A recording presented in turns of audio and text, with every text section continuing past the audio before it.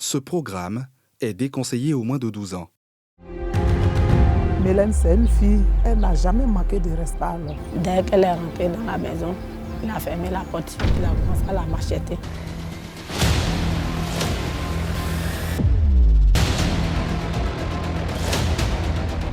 Le sang qui jaillissait.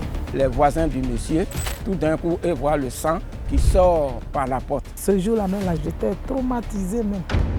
J'étais pas à moi-même.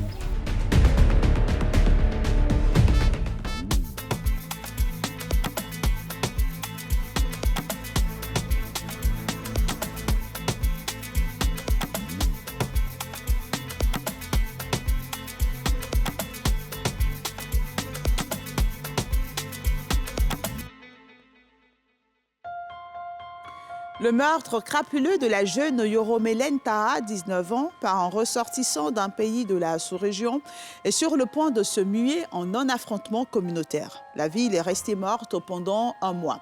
Les populations autochtones sont sur le pied de guerre. De leur côté, les halogènes se préparent au pire. Le tout dans un contexte sociopolitique délétère. Toutes les autorités sont en alerte. C'est alors qu'une femme se met en premier plan pour raisonner les uns et les autres. Va-t-elle parvenir à faire baisser les vives tensions et ramener le calme dans la région en ébullition? La réponse dans cette deuxième partie. Certaines images ou déclarations peuvent heurter les plus sensibles. Attention.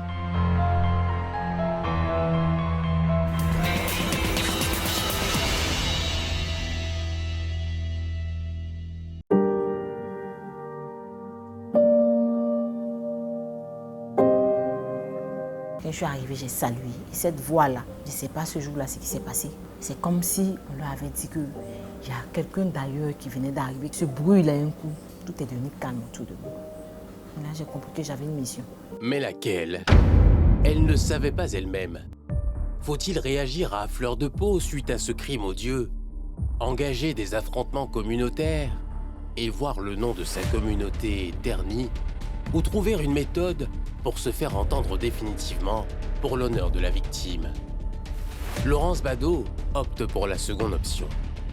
Il est difficile de baisser la tension. Tous les villages environnants, tous les villages du département de Bangolo, et tous, femmes comme garçons, vieilles comme jeunes, étaient tous venus. On faillit non aller contre les non, la grande voie a été barrée. Jusqu'à ça fait 3 heures du temps, le camion ne passait pas.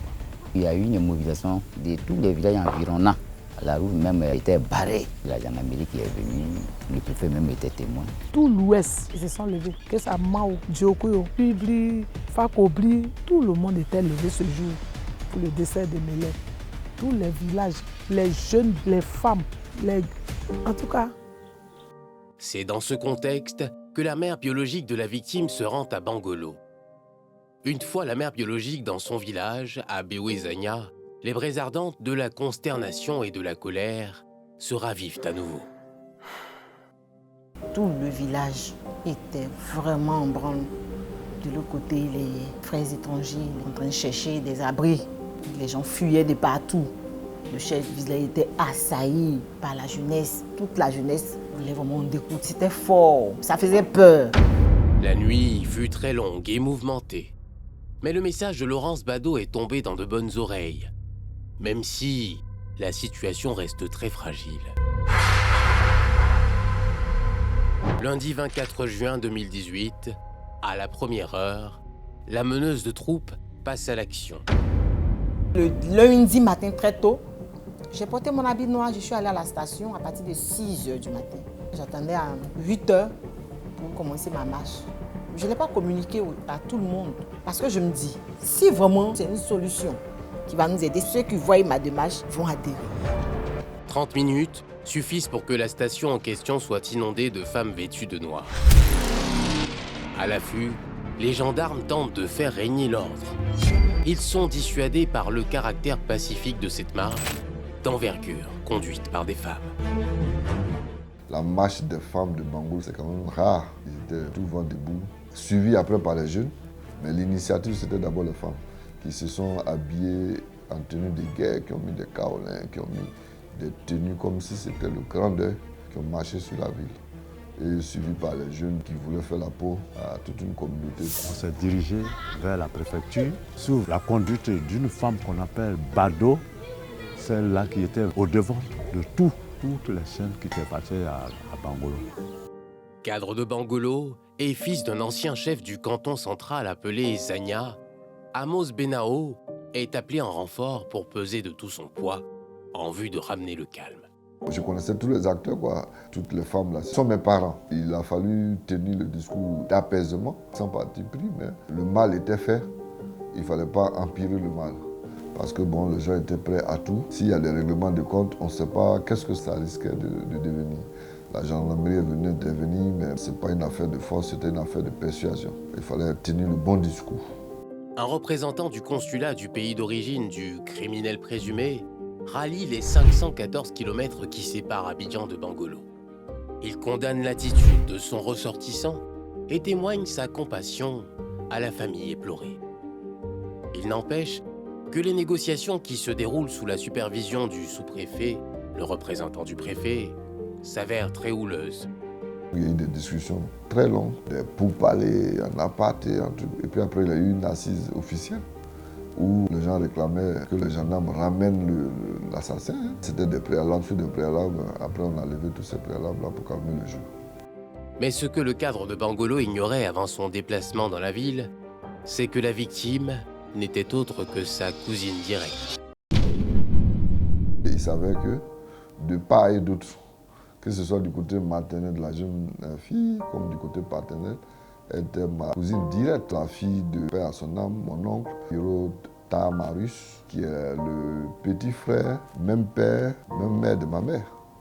Les négociations se déroulent à l'intérieur de la sous-préfecture, tandis que dehors, les manifestants exigent l'expulsion pure et simple de la région de toute la communauté du criminel présumé.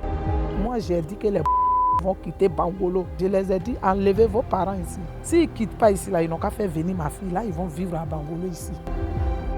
La situation s'enflamme davantage avec des révélations présumées du passé de Daouda, le criminel supposé. Tuer quelqu'un et mettre son sang dans le seau. Je ne sais pas quel genre de sacrifice il voulait faire par là. On dit que ce n'est pas son premier cas, c'est son habitude. Parce qu'il y a des grands derrière lui. Il est en mission, il fait son travail. Difficile de vérifier ces informations. Mais pour Laurence Bado, la paix et la subsistance de cette région essentiellement agricole sont les véritables enjeux de cette crise. Il faut garantir déjà la sécurité morale de tout le monde.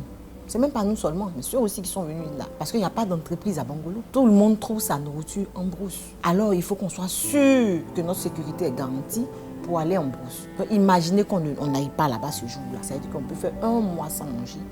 Pour rappel, ces faits se tiennent durant la période des grands examens de fin d'année.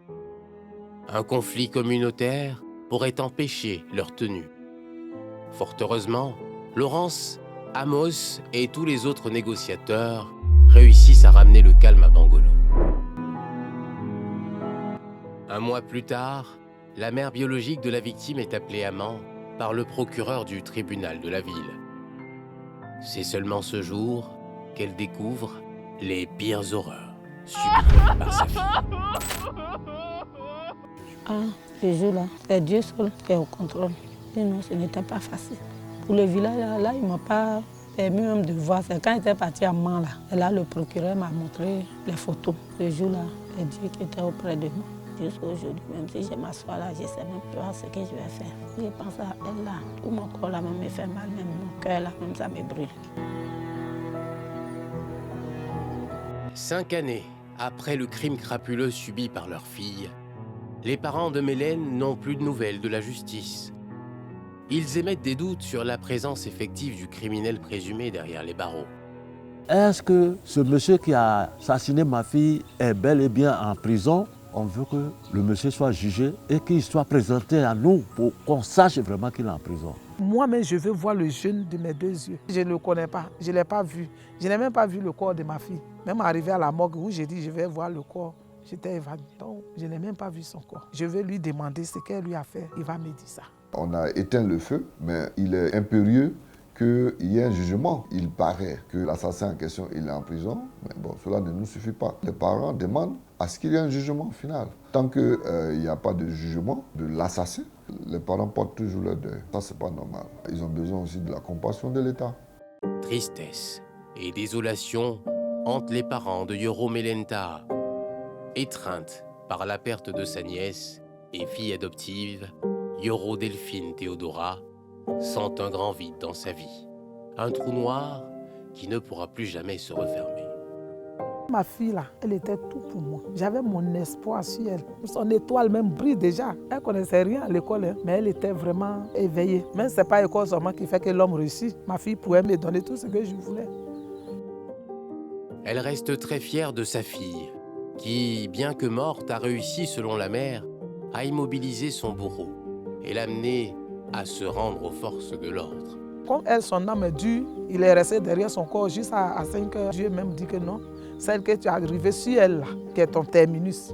Hélas, après cette marche historique des femmes qui a évité un bain de sang dans la région, le contexte sécuritaire à Bangolo n'a pas véritablement évolué.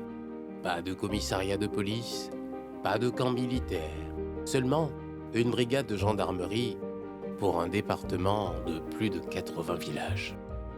Pour ce grand département qui part de Zou jusqu'à Béni-Méoué, il n'y avait en ce temps qu'une seule brigade. Ce n'est que maintenant qu'il y a une brigade à Zou, donc ça fait 2 brigades. Ici à la gendarmerie, on avait seulement 30 personnes pour couvrir toute cette surface. Donc les forces de sécurité font leur effort, mais c'est toujours insuffisant. Yoro Melenta repose auprès des siens dans son village à Béoué-Zagna. L'hommage, rendu à elle par les femmes de Bangolo et de la région, a apaisé certains. Mais la paix sera certainement définitive lorsque justice sera rendue.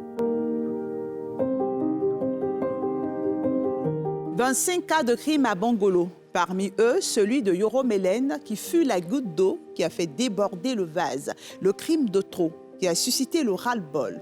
Le calme est revenu dans la région. 5 ans après, la famille Yoro attend toujours que justice soit faite. Bonsoir.